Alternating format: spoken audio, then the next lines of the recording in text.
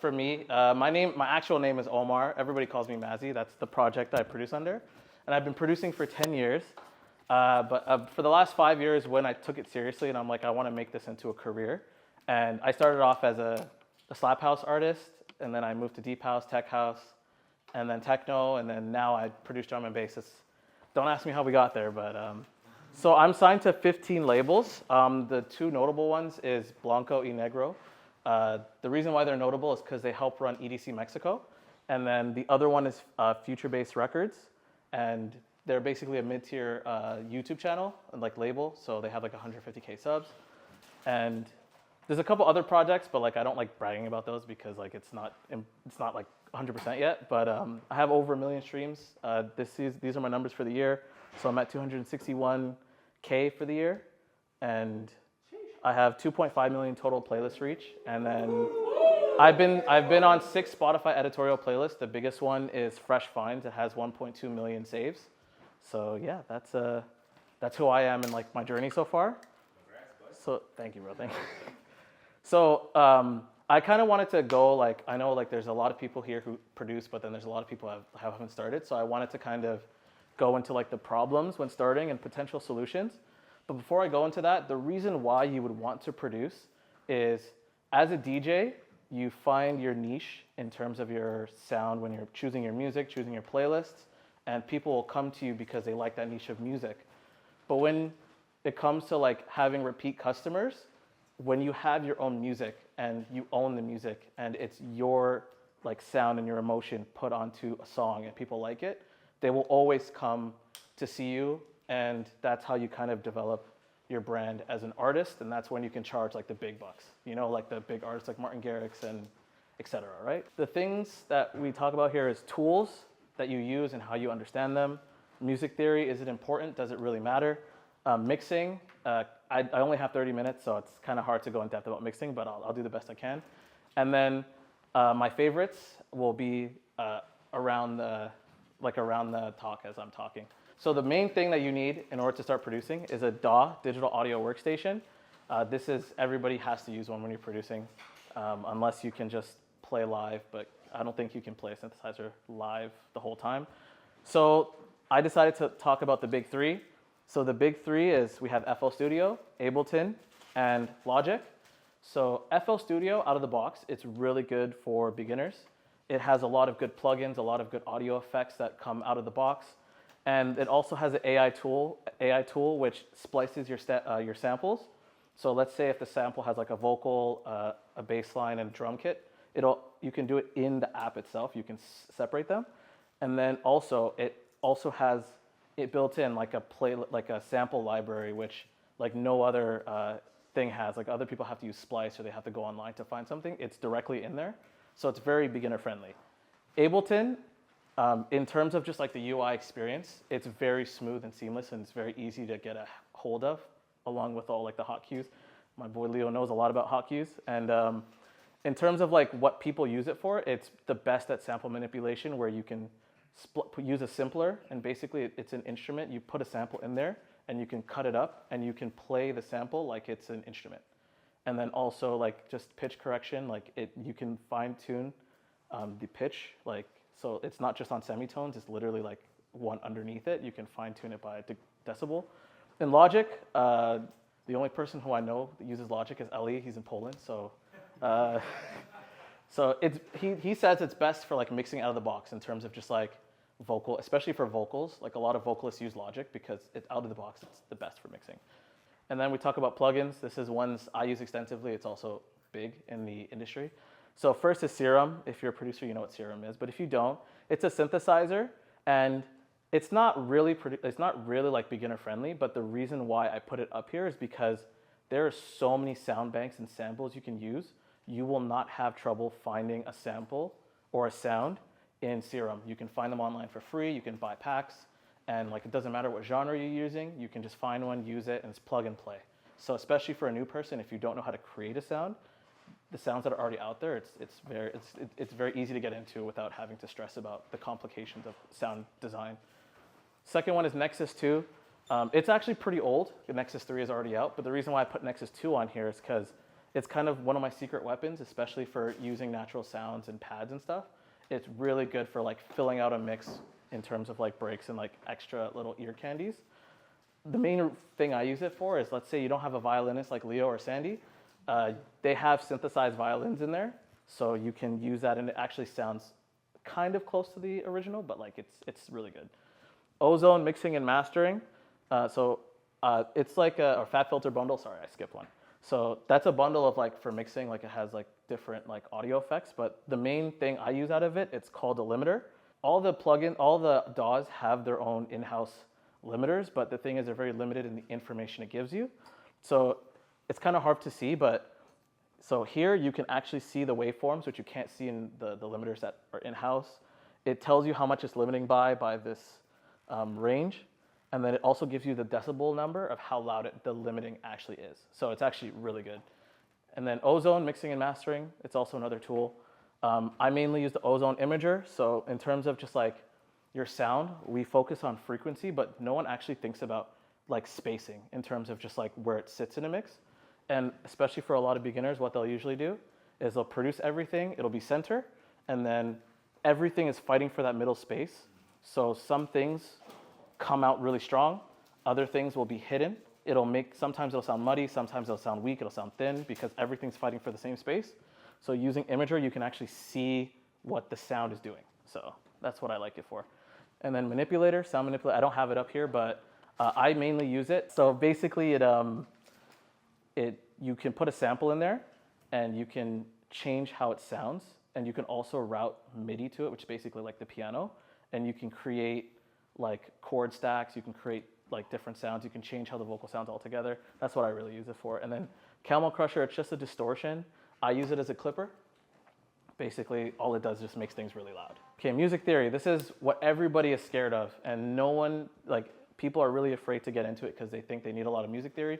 Truth is, you don't need it.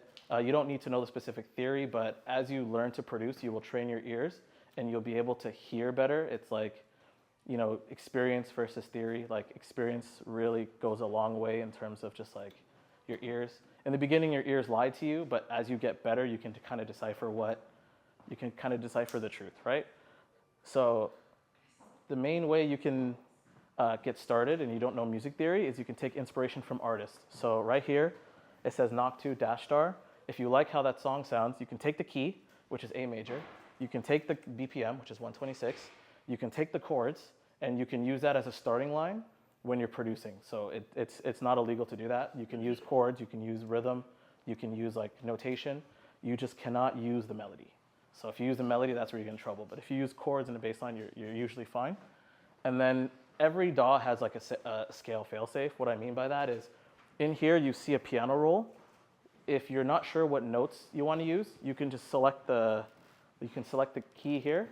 You can select the mode, which is F minor here, and you can click fold, and what it'll do, it'll hide all the notes that are not in that scale. So then you do not have to worry about playing a wrong note, because the only ones that are available are the ones in the scale. Does that make sense so far? Yeah, cool. All right. And then mixing theory, mixing tools, kinda, because I could talk about this for 2 weeks and we still wouldn't even scratch the surface, but I'll just give you like a very basic rundown. So there's volume, and volume is just basically how loud is it, how quiet is it, where is it sitting in terms of like front to back. So for volume, you can change the entire volume with the literal volume knob of a sound. EQ, you can specifically fine tune it by turning down sounds in a frequency. So let's say if the bass is too loud, you can go to the specific hertz range, which is usually 20 to 150, and you can bring that down. And a compressor and a limiter basically do the same thing, but it's basically like, as I was talking before, if you set a limit and the sound is too loud, what it'll do is it'll duck it back down so it doesn't cross that line.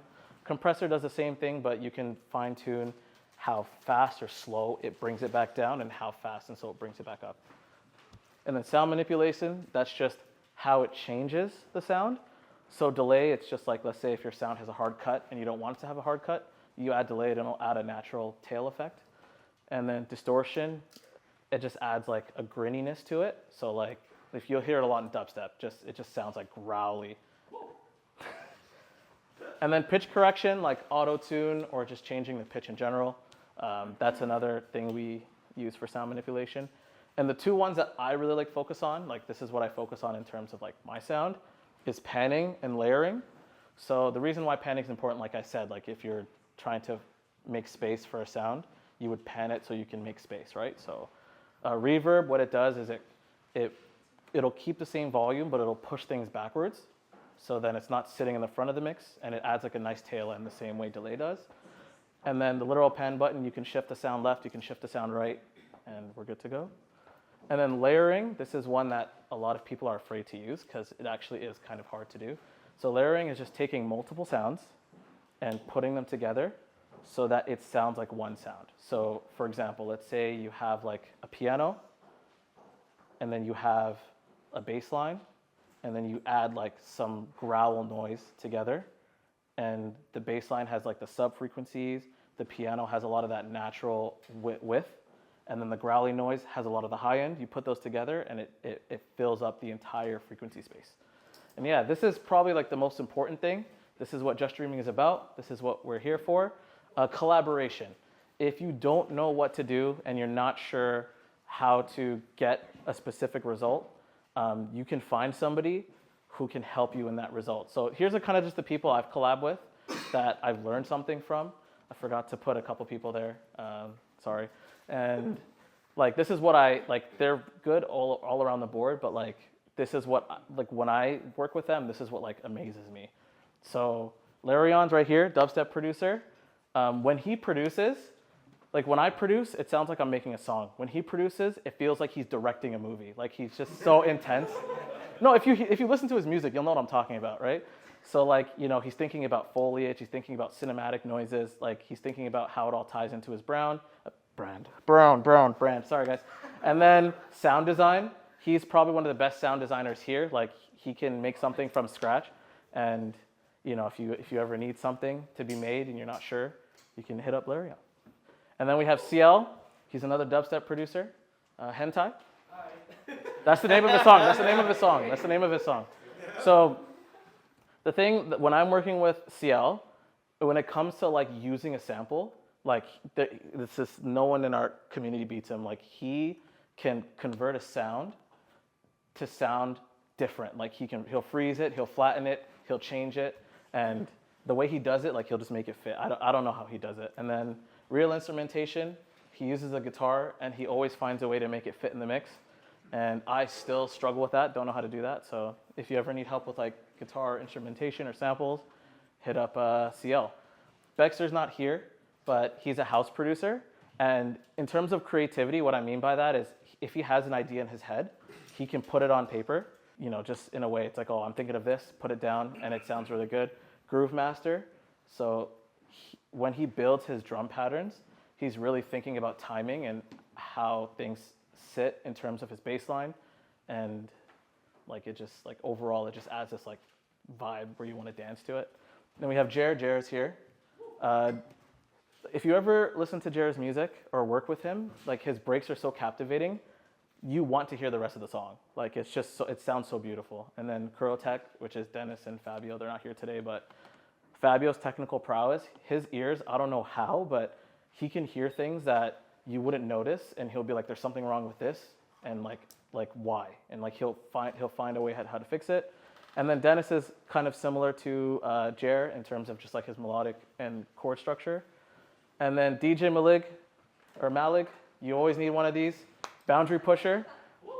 You know, he doesn't produce a lot, but when you get him in a studio, he's always trying to find a way to like defy the genre. So like when we made Underground together, he's like, yo, let's put a techno drop in there. And I'm like, I don't even know how to make techno. I'll try. And then boom, you know, and then we figured it out. So yeah, like, so that's kind of my talk so far. I left a lot of space for like questions because since production is like a broad theory, I thought I'd give some space to ask questions.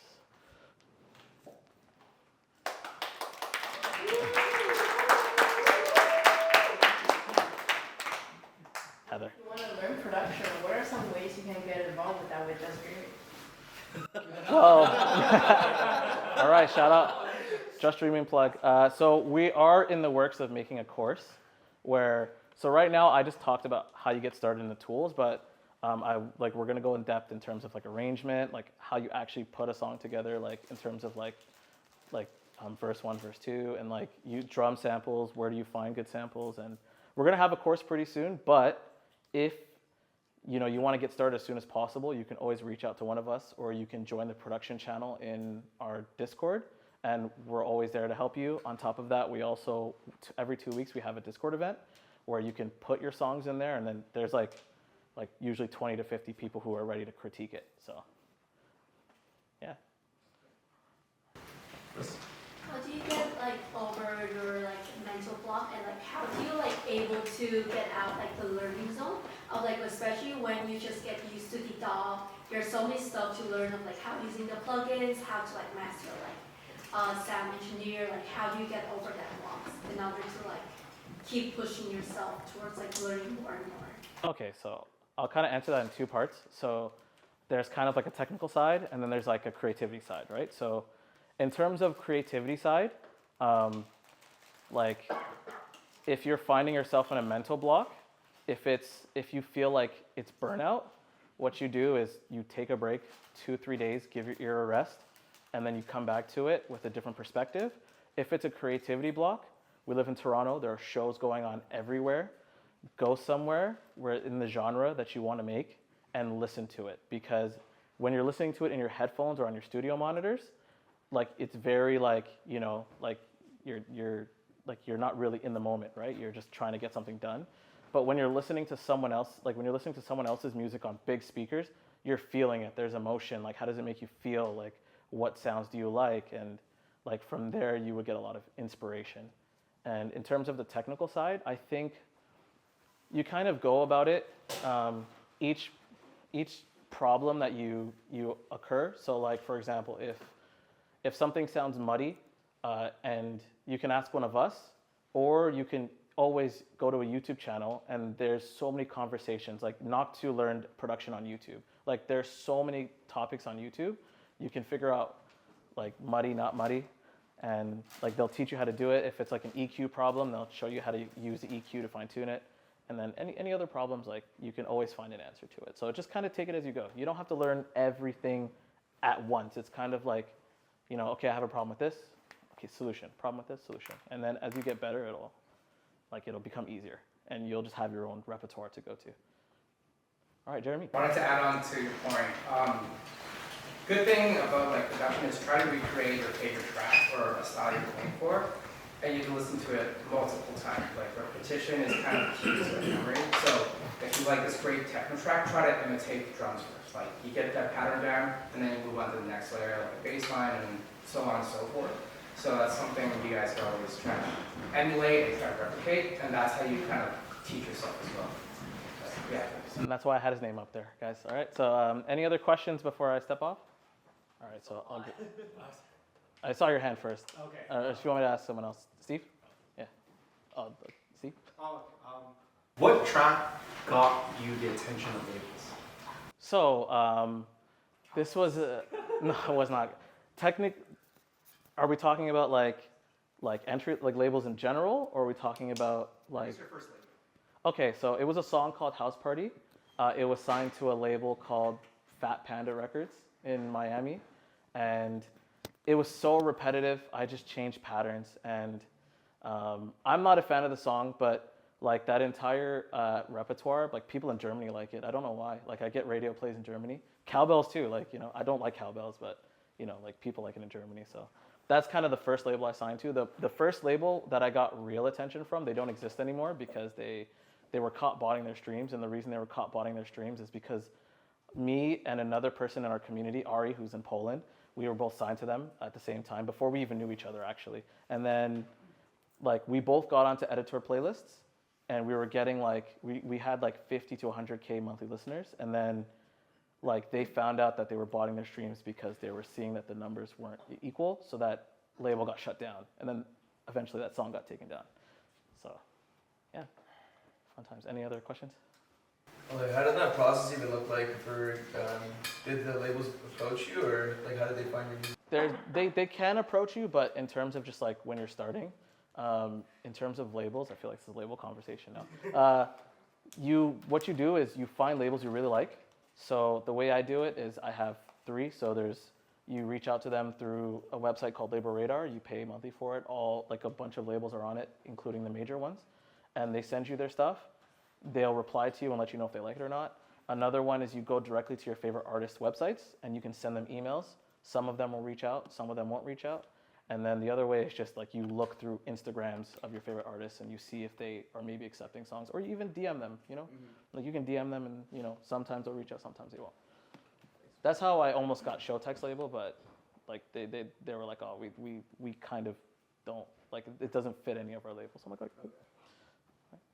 So if you wanted to sample, let's say, a riff or a melody into a song, how do you go about like getting the rights basically? Because I feel like usually, especially if you're starting out really small, major labels like won't respond to you or at all whatsoever if you try to contact them about sampling something. But then if you try to throw it onto YouTube or something after you've created it, then you might get a copyright struck down the road. So.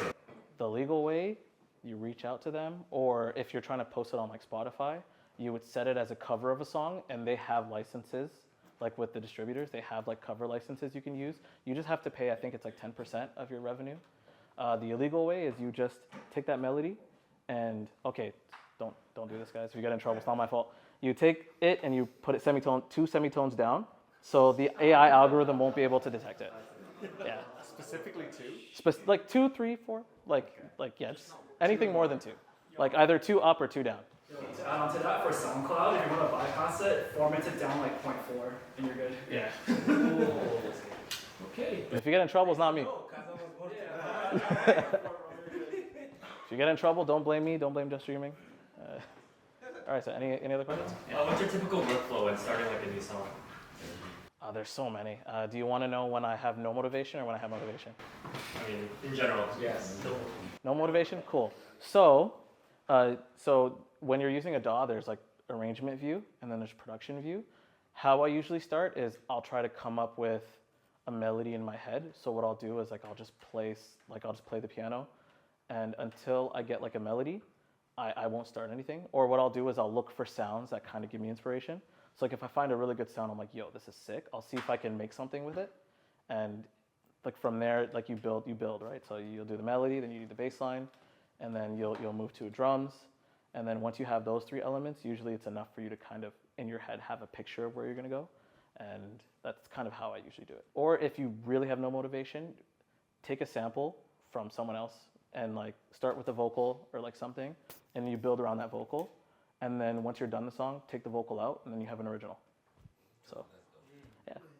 All right, so that's my time, guys. Thank you so much. Yeah.